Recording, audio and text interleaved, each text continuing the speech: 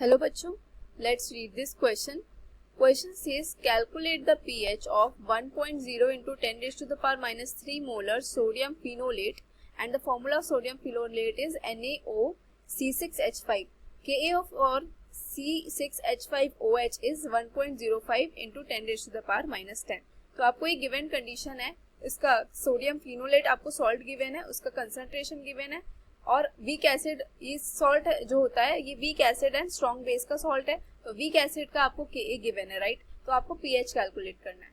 तो देखो की कॉन्सेप्ट क्या यूज करेंगे यहाँ पे. The provided salt sodium phenolate is a salt of strong base and weak acid, right. तो strong base plus weak acid का ये सॉल्ट है और इसका क्या गिवन है सॉल्ट, NaOC6H5 ये है, ठीक है. अब आपका C जो वीक होता है, आपको पता है KH हाइड्रोलिसिस कांस्टेंट को क्या लिख सकते हैं, KW डिवाइडेड बाय जो भी वीक होता है उसका Ka. यहाँ पे क्या वीक है, एसिड वीक है तो डिवाइडेड बाय Ka हो जाएगा. अगर बेस वीक होता तो उसका डिवाइडेड बाय Kb हो जाता. तो ये हम यहाँ पे हाइड्रोलिसिस कांस्टेंट का फॉर्मूला यूज करेंगे, ठीक है. बस इसी से आपका सारे क्वेश्चन निकल जाएंगे. और इक्विलिब्रियम कांस्टेंट होता है क्या, product concentration divided by reactant concentration. Basic बात, उसी बेसिक बात से पूरा ये क्वेश्चन सॉल्व हो जाएगा. देखो जब इस सॉल्ट को आप क्या करोगे, वाटर में डिसॉल्व करोगे, क्या है आपका C6H5O-, ठीक है. यही है आपका फिनोलेट आयन, ठीक है, सोडियम फिनोलेट है ना. तो ये डिसोसिएट होके क्या बनाएगा, Na plus C6H5O-. Every salt is a strong electrolyte, तो ये ऐसे डिसोसिएट हो जाएगा. और जब आप इसको वाटर में हाइड्रोलाइज करोगे तो एक इक्विलिब्रियम रिएक्शन फॉर्म होगी जिसमें कि ये क्या बनाएगा, C6H5OH that is weak acid along with OH-, ठीक है. ये तो यहाँ पे देखो सपोज ये कंसंट्रेशन C था, C देखो कंसंट्रेशन की वैल्यू क्या गिवन है आपको, 10 raised to the power minus 3 molar ये गिवन है. 1 into 10 raised to the power minus 3 that is equivalent to 10 raised to the power minus 3 molar. तो यहाँ पे मैंने पहले आप C के फॉर्म में लिखो, मैं सब कुछ इन वेरिएबल के फॉर्म में लिख रही हूँ ताकि आपको एक जनरल रिएक्शन समझ में आए, ठीक है. डायरेक्ट वैल्यू पुट कर दूंगी तो आपको क्वेश्चन सॉल्व करना नहीं आएगा. इस तरह के क्वेश्चन को कैसे सॉल्व करते हैं, हाइड्रोलिसिस वाले क्वेश्चन को, वो समझो. वाटर को नहीं लेंगे, कंसंट्रेशन उसका काफी ज्यादा अमाउंट में होता है तो कांस्टेंट होता है, चेंज में कोई फर्क नहीं आता. तो 0 0 क्योंकि इनिशियल कंडीशन है, कुछ रिएक्शन नहीं हुई है, कोई हाइड्रोलिसिस नहीं हुआ है. At equilibrium C minus CH, what is H? H is the degree of hydrolysis. हम नॉर्मली क्या यूज करते थे, अगर इलेक्ट्रोलाइट होता था यहाँ पे स्ट्रॉन्ग एसिड या स्ट्रॉन्ग बेस या वीक एसिड वीक बेस होता था तो हम बोलते थे अल्फा यानी डिग्री ऑफ डिसोसिएशन. पर यहाँ पे हाइड्रोलिसिस हो रहा है तो H यूज कर लिया टर्म, और ये क्या होता है डिग्री ऑफ हाइड्रोलिसिस. बस टर्म थोड़ी सी अलग है, बाकी सब कुछ सेम है, ठीक है, हाइड्रोलिसिस. और यहाँ पे फॉर्म कितना होगा, CH एंड CH, जैसे कि C अल्फा इक्विलिब्रियम में फॉर्म होता है अगर अदर यहाँ पे सॉल्ट की जगह कोई और इलेक्ट्रोलाइट होता तो, ठीक है. अब यहाँ से अगर मैं KH लिखूं, what is KH, hydrolysis constant. नाम चेंज हो गया है बट फॉर्मूला सेम रहेगा, प्रोडक्ट अपॉन रिएक्टेंट ही रहेगा, ठीक है. C6H5OH concentration into OH- concentration divided by C6H5O- concentration, alright. तो ये क्या आ जाएगा, CH into CH divided by C minus CH. अब डिनोमिनेटर में से C कॉमन आ रहा है और वो कॉमन आके एक बार कैंसिल हो जाएगा, ऑलराइट. तो बचेगा क्या आपका, न्यूमरेटर में तो CH² और डिनोमिनेटर में 1 माइनस H.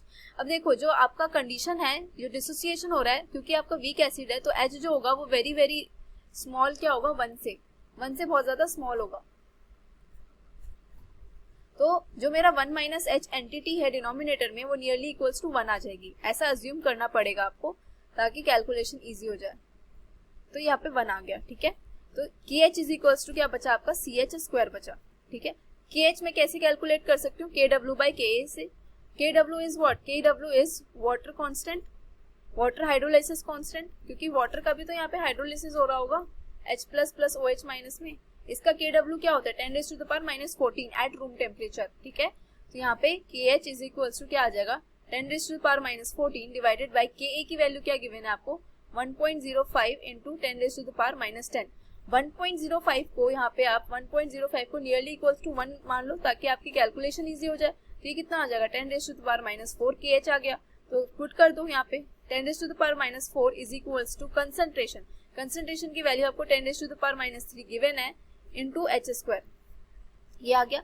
जब आप ये कैलकुलेट करोगे तो यहाँ से आपकी h की जो वैल्यू आएगी अंडर द रूट वुड सारा सॉल्व करके, तो ये आ जाएगा h इज इक्वल्स टू 0.3162, ये आ गई आपकी h की वैल्यू। बट हमें क्या निकालना है, क्वेश्चन में क्या बोला है, pH फाइंड आउट करना है, degree of hydrolysis find out नहीं करना। तो pH देखो कैसे निकालेंगे। अब आपको एक रिलेशन पता है, pH प्लस POH क्या होता है 14, ऑलराइट, या OH minus concentration into H plus concentration is equals to क्या होता है 10⁻⁻14, ठीक है। तो ये वाला रिलेशन यूज करके हम यहाँ से H प्लस कंसंट्रेशन निकालेंगे, और pH क्या होता है, pH is equals to minus log of H plus concentration. तो जो H प्लस कंसंट्रेशन आएगी उसका नेगेटिव ऑफ लॉग लेके हम यहाँ से pH कैलकुलेट कर लेंगे, ठीक है। तो OH माइनस कंसंट्रेशन मेरा क्या आ गया, CH आता है, according to the reaction CH है ना, CH है। तो यहाँ से C क्या है आपका 10⁻⁻3, H क्या कैलकुलेट किया आपने 0.3162, राइट। तो OH माइनस कंसंट्रेशन यहाँ से आपका आ गया 3.162 इंटू 10⁻⁻4।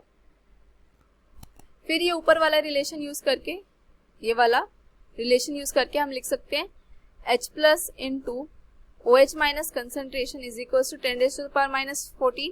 तो H प्लस हमें निकालना है कंसंट्रेशन, OH माइनस कंसंट्रेशन अभी ऊपर कैलकुलेट किया 3.162 इंटू 10⁻⁻4 इज इक्वल टू 10⁻⁻14। जब ये सॉल्व करोगे तो H प्लस कंसंट्रेशन आपके पास आएगा 3.16 इंटू 10⁻⁻11, ये आ जाएगा।